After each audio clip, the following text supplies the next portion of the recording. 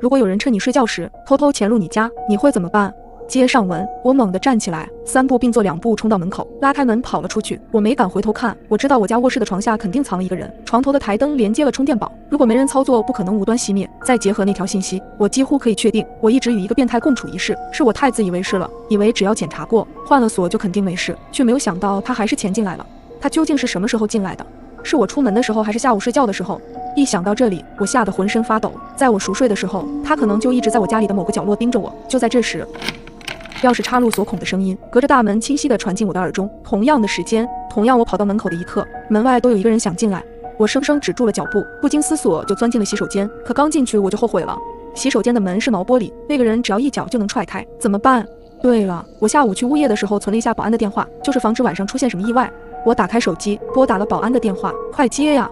过了许久，电话那头终于传来了说话声，不过此时的我已经吓得说不出话来了。毛玻璃上映出了一个模糊的人影，他来了。电话那边还能清晰地听到保安的声音：“苏小姐吗？你有什么事情吗？”我张了张嘴，哗啦一声巨响，洗手间的玻璃门碎了。一个戴着黑色头套的人站在门口，手里握着一把明晃晃的尖刀。你是谁？你到底要干什么？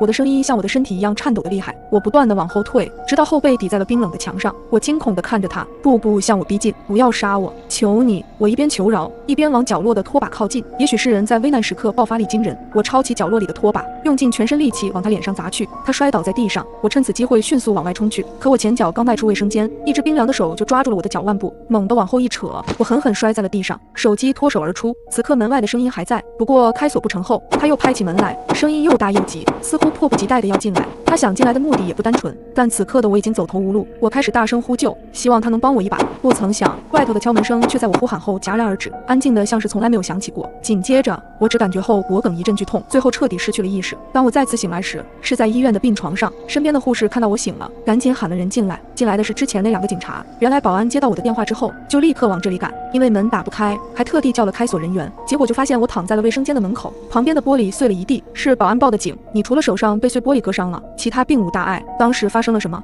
我与警察讲述了我的经过，但不可思议的是，他们在调查的时候已经问过保安。经过保安的叙述，他们赶过来的时候，路上没有看见一个人，屋里也就只有我一个人躺着。怎么可能？